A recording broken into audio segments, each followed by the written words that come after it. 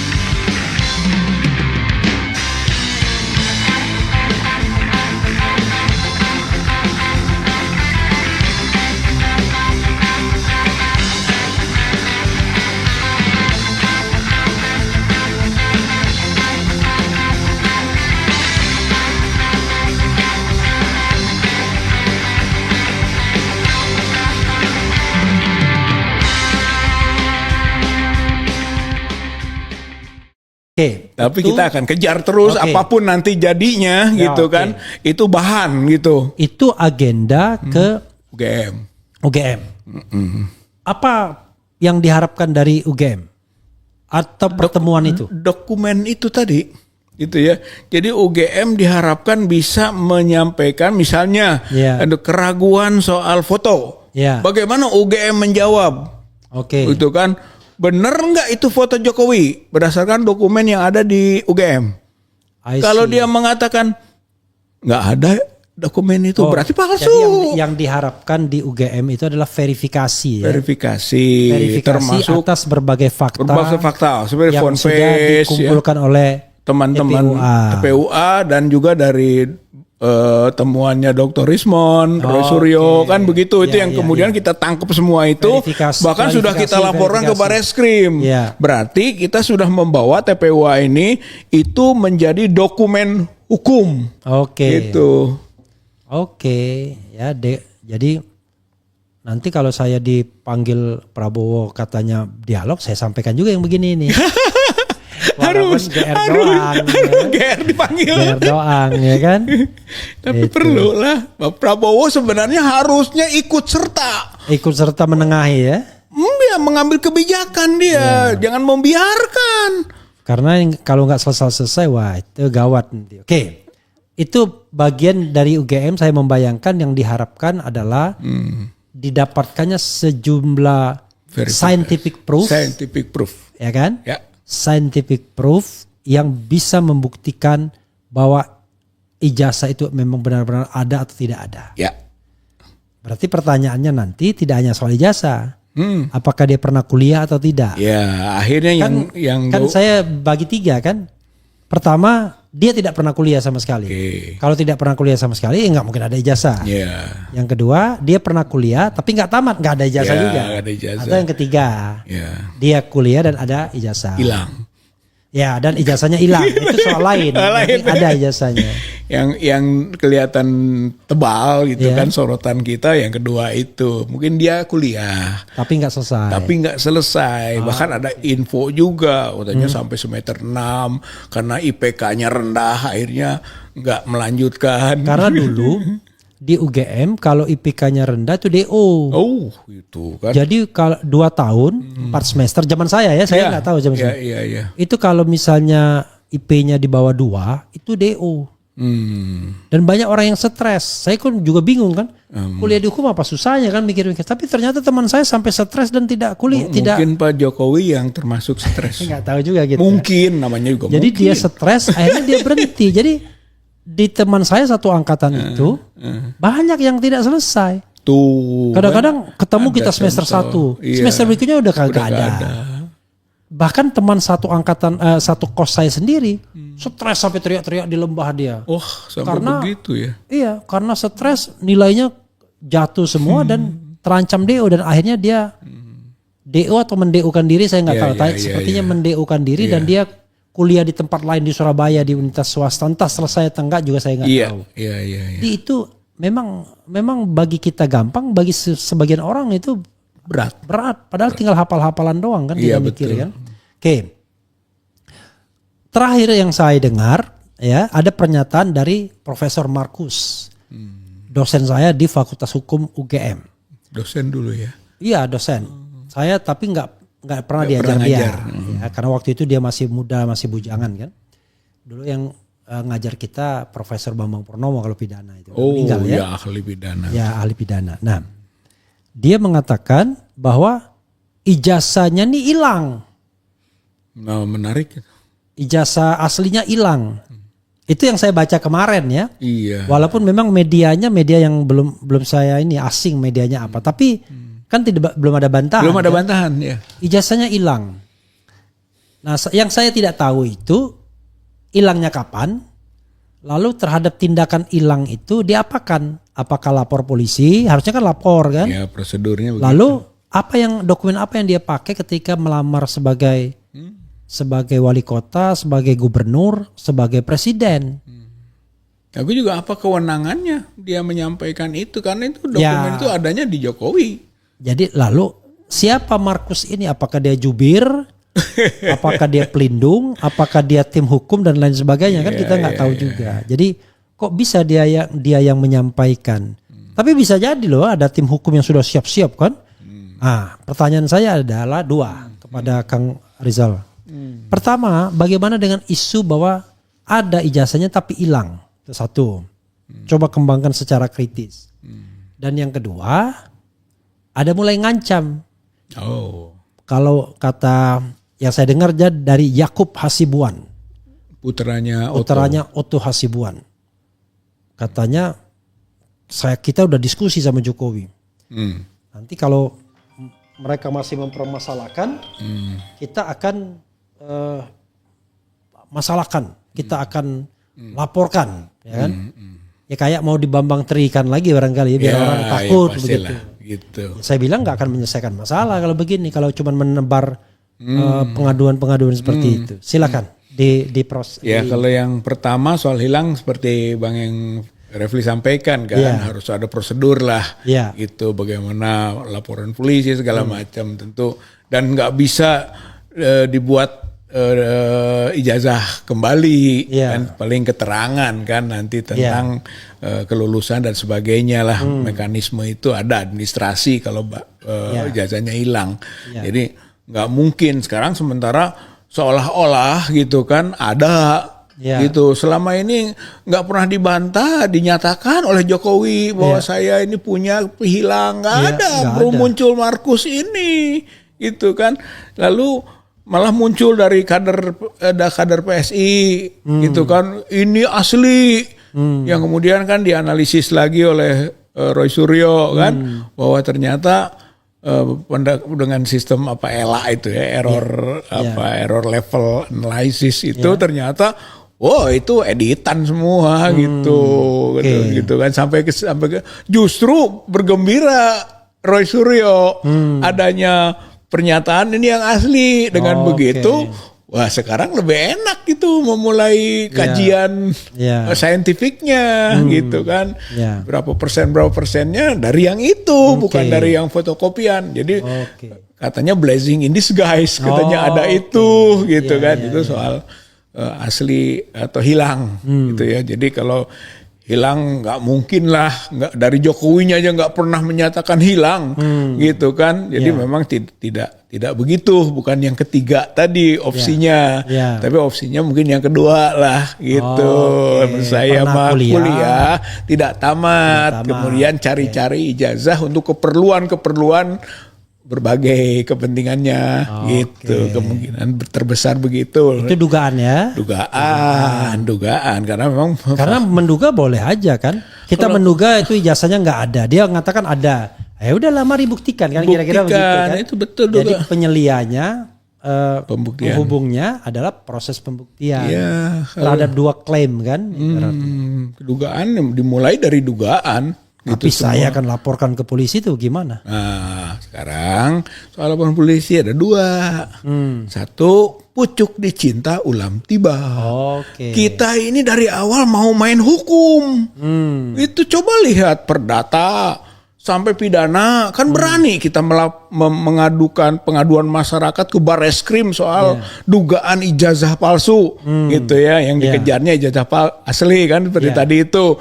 Kita lebih berani kok masuk gitu. Kalau kemudian kita kan diperiksa juga yang melaporkannya BAP kan begitu. Pernah di BAP yang melaporkan? Belum.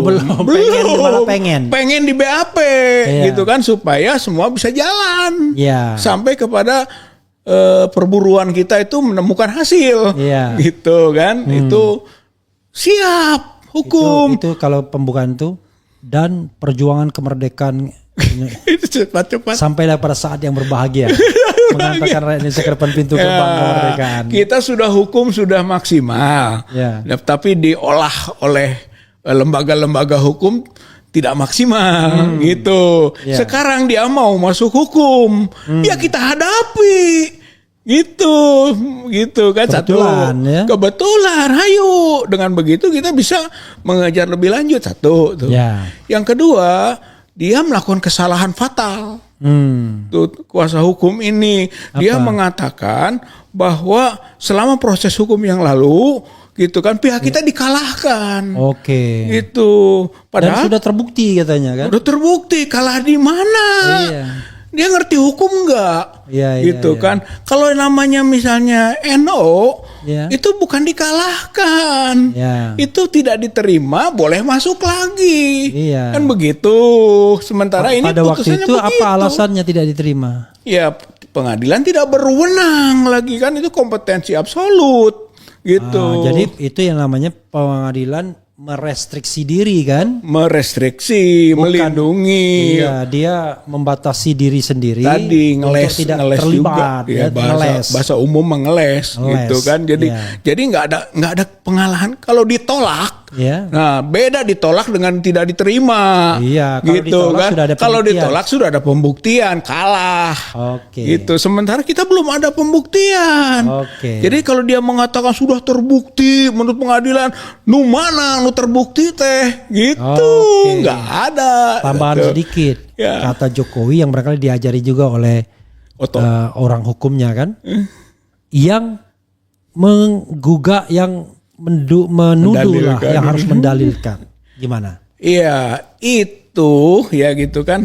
Ada lagi dalil lain. Kalau namanya perdata, semua yang mendalilkan membuktikan. Ada pembuktian seimbang. Makanya ada penggugat buktikan. Kan nggak cukup penggugat saja. Itu kalau klaimnya seperti itu, berarti penggugat saja yang membuktikan. Padahal tergugat juga. Padahal tergugat juga harus dibuktikan, diberi kesempatan, diminta oleh hakim. Berarti pembuktian seimbang. Makanya kita masuk gugatan, gitu kan? Padahal ini bawa ijazah, tunjukkan ke depan hakim. Di verifikasi forensik dan lain sebagainya, ini asal diputuskan selesai. Walaupun kemarin tidak sampai ke pokok perkara, tapi ada mediasi. Seharusnya Otto itu yang mengatakan saya sudah lihat asli gitu kan, malah dikembangkan, ditembak lagi Pak Egy kan. Benar sudah lihat asli gitu kan. Nah itu pertanyaan yang serius gitu. Kalau memang asli bawa, kan dia sebagai kuasa hukum. Kuasa hukum itu dipercaya. Masa nggak punya akses? Masa nggak pegang dokumen? Nah ketika mediasi saling buka-bukaan dong di situ. Sebetulnya itu harapan kita, walaupun tidak sampai ke pokok perkara, di mediasi sudah ada, tapi nggak ada Bang Refli itu yang asli itu sudah lihat asli itu mana yang asli teh gitu. Kadang-kadang lawyer juga tidak mencari kebenaran ya kan, hanya sekedar melindungi kliennya. Gitu. Jadi blundernya menurut saya dia mengatakan kita kalah, padahal kita tidak, itu pencemaran. mencemarkan kuasa hukum, mencemarkan lembaga, penyesatan informasi. Berarti kita punya tabungan nih. Itu kan untuk mengadukan dia. Belum lagi sekarang Otto Hasibuan sudah jadi Menko. Nggak bisa jadi kuasa hukum tuh. Nggak boleh. Kantornya boleh nggak? Kantornya? Kalau kantornya mungkin boleh ya. Oh enak sih kalau gitu. Enak juga ya bikin kantor. Memang tidak ada larangan kantornya, tetapi kan etikanya kan. Orang bicara etika. Apalagi ketua Peradi kan. Yang membawahi advokat-advokat. Emang dia masih Otto Hasibuan? Nggak boleh dong. Makanya apa paling sekarang setelah jadi wamen kan, sebelumnya kan dan masih status sebenarnya masih status. Kang Rizal, sebelum kita bacakan komentar sobat era sekalian, ada yang ingin ditambahkan poin 1, 2, 3, 4 terserah nih, biar jangan sampai datang ke sini tiba-tiba belum menyampaikan. Ya artinya ini jadi momen lah untuk pihak UGM gitu kan memaksimalkan tanggung jawabnya, gitu kan, bahwa selama ini dia sudah meyakini, sudah bisa menyatakan Jokowi adalah alumni gitu kan. Nah sekarang buka itu bukti-buktinya gitulah. Sebetulnya tanggal 15 itu jangan sampai nanti 15 ya tadi itu ngeles lagi gitu kan. Kalau begitu kita yang bisa juga nanti TPUA justru menuntut spesifik UGM. Gitu kan, karena dia telah melakukan penyesatan lagi. Penyesatan informasi baik. Jadi alumni UGM nuntut UGM. Bisa kita menjadi kuasa hukum dari alumni UGM. Gitu kan TPUA bisa. Juga ya, seluruh alumni itu tanda tangan. Banyak itu. Alumni UGM tanda tangan menuntut rektor untuk melakukan transparansi kan. Iya. Bisa tergugat satunya rektor, tergugat duanya mantan rektor. Ada banyak lah yang bisa dimasukkan sebagai tergugat atau turut tergugat. Kalau itu gugatan. Atau sekurang-kurangnya ada juga melalui peradilan tanda kutip ya, KIP, Komite Informasi. Itu komisi informasi soal keterbukaan informasi. Jadi sengketa informasi. Kalau dia nanti nggak jelas UGM ngalor ngidul, UGM langsung kita bawa ke sengketa informasi. Yakin lembaga itu independen? Bukannya semua lembaga sudah diintervensi semua? Ada satu kasus ITB, itu ITB soal Sirekap. Jadi ITB menutup. Itu kerjasama dengan KPU soal Sirekap. Tapi KIP bilang buka. Nah KIP perintahnya buka karena digugat oleh namanya elemen alumni. Kalau salah ya ada yayasan apa? Kapak gitu. Namanya Kapak ITB.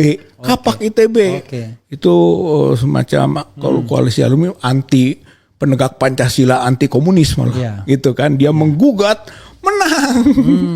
Perintah sekarang gitu kan, buka ITB. Nanti juga ini tabungan juga ini. Bisa-bisa masalahnya ke pemilu, pilpres ini.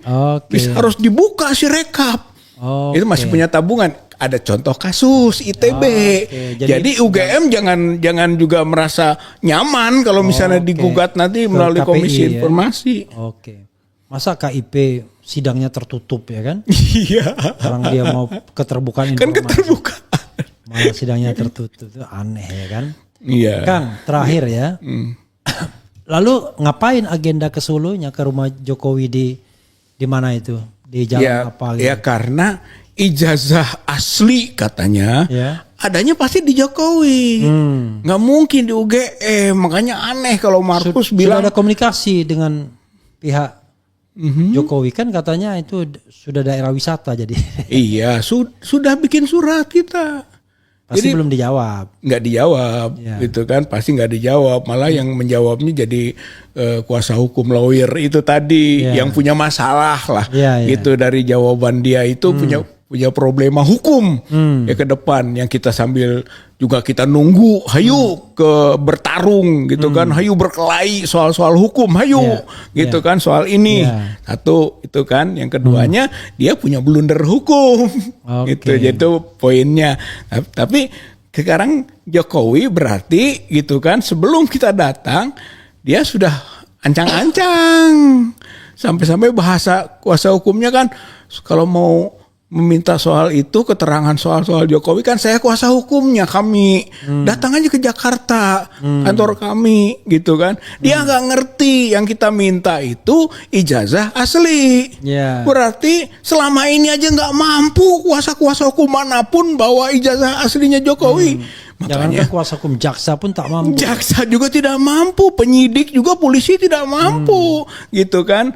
Sehingga sudah kalau begitu kita harus ke Jokowinya ini, gitu bahasa geruduk itu. Tapi kadang di bulan Syawal halal bihalal, gitu. Jadi silaturahmi, sambil bersilaturahmi, toh itu juga kan destinasi wisata, gitu. Jangan sampai dia bangga dengan 1.500 wisatawan setiap hari, pas kita datang malah dia tidak bisa menerima. Nah ini ancang-ancangnya sudah ada soal tadi lawyer itu, berarti dia mau kabur gitu. Kalau kita menduga mau buang badan pasang lawyer, gitu. Sebenarnya dia mau nggak siap. Berarti lagi kedalamannya nggak akan ada itu ijazah asli itu, asli loh gitu, yang benar-benar asli dalam produk UGM yang bisa dipertanggungjawabkan secara publik gitu kan. Itu masalahnya Bang Refli. Oke, tapi datang ke Jokowi itu serius atau gimmick? Serius kita. Datang ke rumahnya itu serius? Serius. Kita akan datangi gitu kan. Bahkan kita sudah bilang jam 10. Karena kita mau menginap gitu kan, dari Jogja menginap. Mau menginap di Solo atau menginap di Jogja itu kan. Kalian itu nengok Gus Nur itu di sana? Bisa. Itu agenda-agenda tambahan nanti kan kita kembangkan. Tapi yang jelas bahwa misi utama kita datang ke rumah Jokowi, taruhlah ini masih dalam bentuk normal. Jokowi terima, ini wisatawan gitu kan, mau salaman itu mungkin gitu kan. Nah kita tanya, ini karena ada juga Bapak gitu kan punya masalah, kalau perlu begini kita bantu nanti, kalau sudah ada yang aslinya kita sosialisasikan, ada loh yang asli itu selesai gitu kan, bahkan positif itu sebenarnya. Oke, gitu. Kang Rizal, tadi saya udah bilang terakhir, tapi ini terakhir lagi ya. Apa yang ingin Kang Rizal dan teman-teman TPUA capai, inginkan dengan dalam tanda kutip mencari-cari ijazah asli ini? Iya, sampai terbukti gitu kan, bahwa ijazahnya palsu. Gitu, dengan palsu berarti berpengaruh terhadap kebijakan pemerintahan Jokowi selama 10 tahun.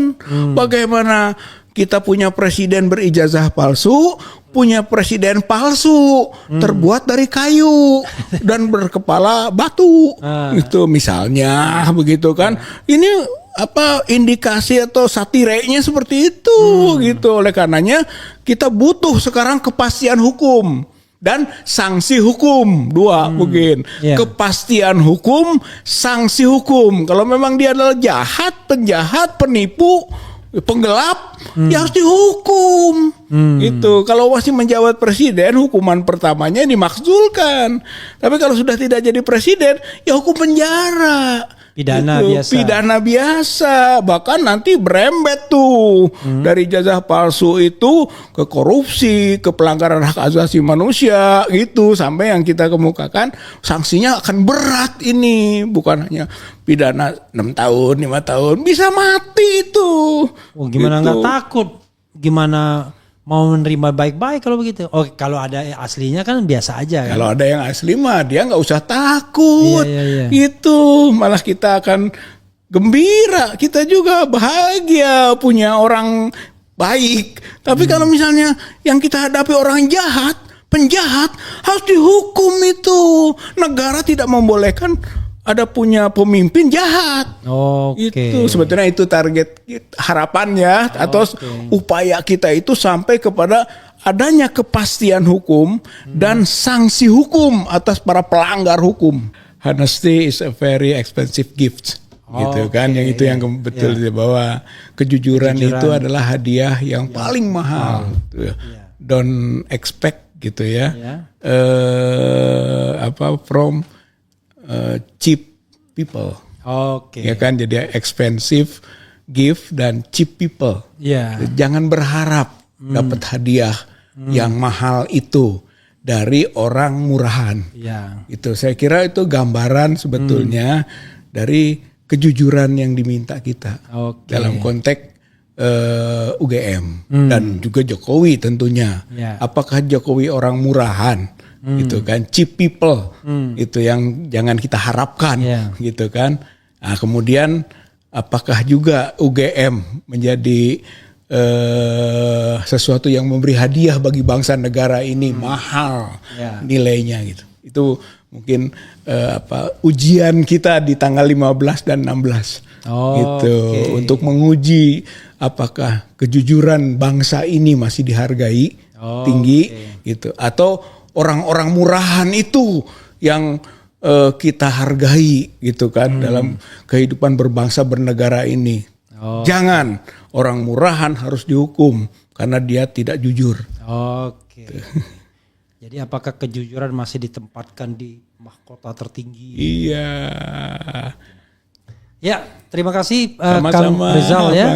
Mudah-mudahan perjalanannya lancar. Siap, sama-sama. Tidak dihadang sini, tidak dihadang sana. Insyaallah. Tidak diprovokasi, tetapi mendapatkan hal yang sifatnya substantif. Yaitu informasi yang sebenar-benarnya. Bukan informasi yang dibenar-benarkan, tapi sebenar-benarnya. Terima kasih Kang ya. Sama-sama. Mudah-mudahan sukses. Amin. Sama-sama. Nanti saudara sekalian, malam nanti akan hadir Khosinuddin. Selain mau bicara tentang PIK ya, juga bicara tentang ijazah asli ini. Sekarang dulu kuasa dia. Kita ingin bicara ijazah asli. Terutama dia mau bicara soal tantangan dari pengacaranya Pak Jokowi yang dulu Otto sekarang ke anaknya Yakub Hasibuan. Itu saja. Makasih. Wassalamualaikum warahmatullahi wabarakatuh. Waalaikumsalam warahmatullahi wabarakatuh.